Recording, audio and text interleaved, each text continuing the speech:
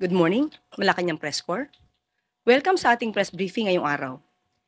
Simulan natin sa magandang balita na dala ng administrasyon ni Pangulong Ferdinand R. Marcos Jr.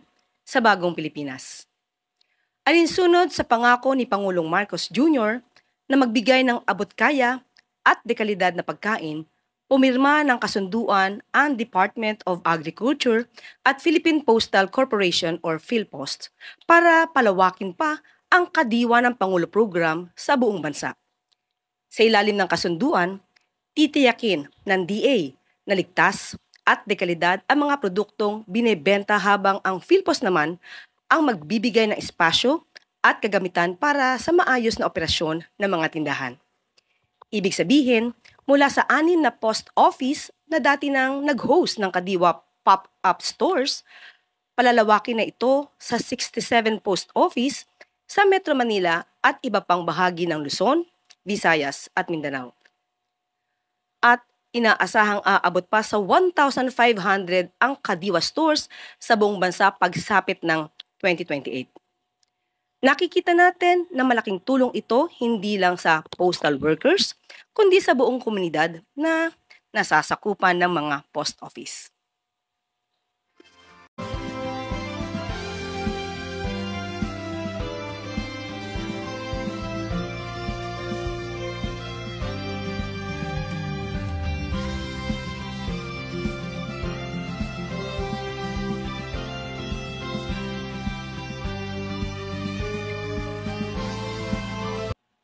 Isa pang good news, binuksan na ng Bureau of Immigration ang bagong OFW wing sa NAIA Terminal 3.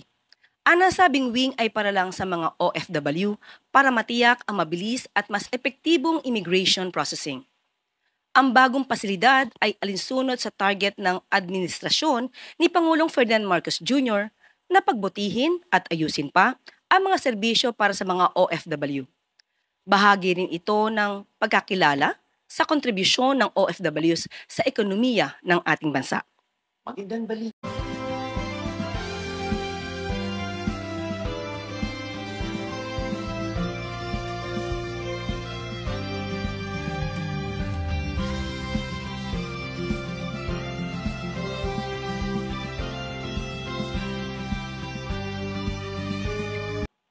At ang ating huling good news, bilang hakbang tungo sa mas masaganang ani at masaganang buhay para sa ating mga kababayan sa agrikultura, pinangunahan ni Pangulong Marcos Jr. ang paglulunsad ng Agripuhunan at Pantawid o APP program ng Department of Agriculture.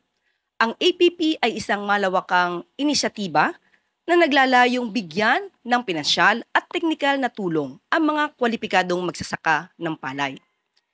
Sa nasabing programa, makakatanggap ng ang mga magsasaka ng hanggang 60,000 pesos na credit para sa farm inputs at buwanang allowance. Bukod sa mas mababang interes, insured din ang credit line para maiwasan ang matinding epekto sa mga magsasaka sakaling magkaroon ng mga hindi inaasahang sakuna. Bukod sa cash assistance, nagkaloob din ang Philippine Center for Post-Harvest Development and Mechanization or PhilMec ng higit 6 na milyong halaga ng makinarya sa 3 farmer cooperatives. Kabilang dito ang Rice Combine Harvester na nagkakahalaga ng 1.92 milyong pesos at 2 4-wheel tractors. Ayon kay Agriculture Secretary Francisco Laurel Jr., malaking tulong ang APP program para gawing mas kapaki-pakinabang at bankable ang pagsasaka sa bansa. At ito po ang mga good news natin sa araw na ito. Para rin po sagutin ang mga katanungan kaugnay sa survey sa hunger at food security, kasama po natin ngayon si Department of Social Welfare and Development Assistant Secretary Irene Dumlao. Magandang umaga, Asek Dumlao.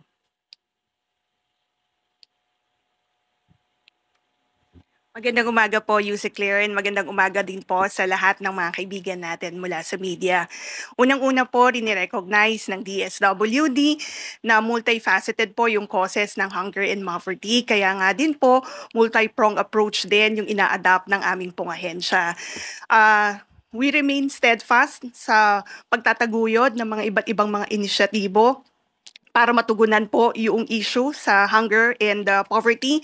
And of course, dun sa pagpapabuti at pagpapalawig rin ng mga existing programs ng aming pong ahensya. Kabilang na dyan yung Pantawid Pamilyang Pilipino Program na namumuhunan sa edukasyon at kalusugan ng mga children beneficiaries. Dahil naniniwala po tayo, driver kasi yung hunger sa poverty. Kapag po hindi malulusog ang mga bata, nawawalan po sila ng oportunidad para magkaroon ng magandang kinabukasan. Nakakaapekto ito sa kanilang pag-aaral at sa kanilang productivity. Kung kaya nga po, sabi ko, namumuhunan talaga tayo sa edukasyon at kalusugan. At hindi lamang po iyan, hindi lamang po yung pagbabantay sa specific compliance to the conditions of the program ang ginagawa natin.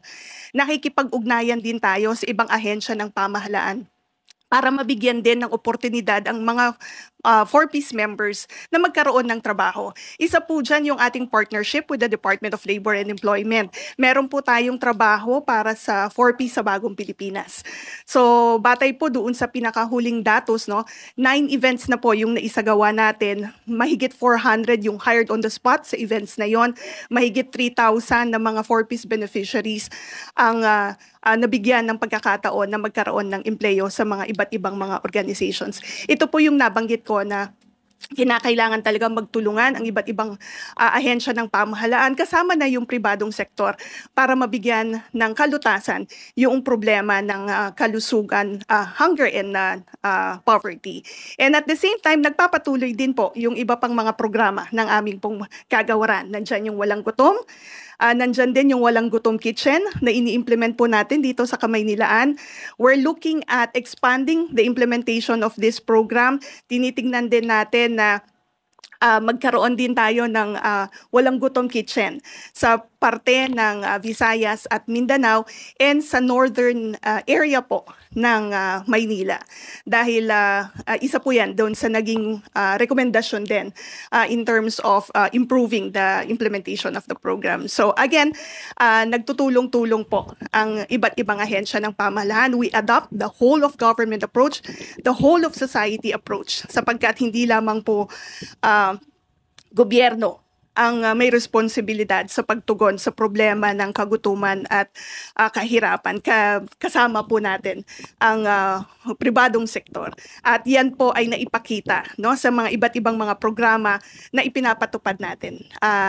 In fact, banggitin ko na rin po, doon sa i-digitalize nga natin yung registration, accreditation, and licensing ng mga social welfare and development agencies.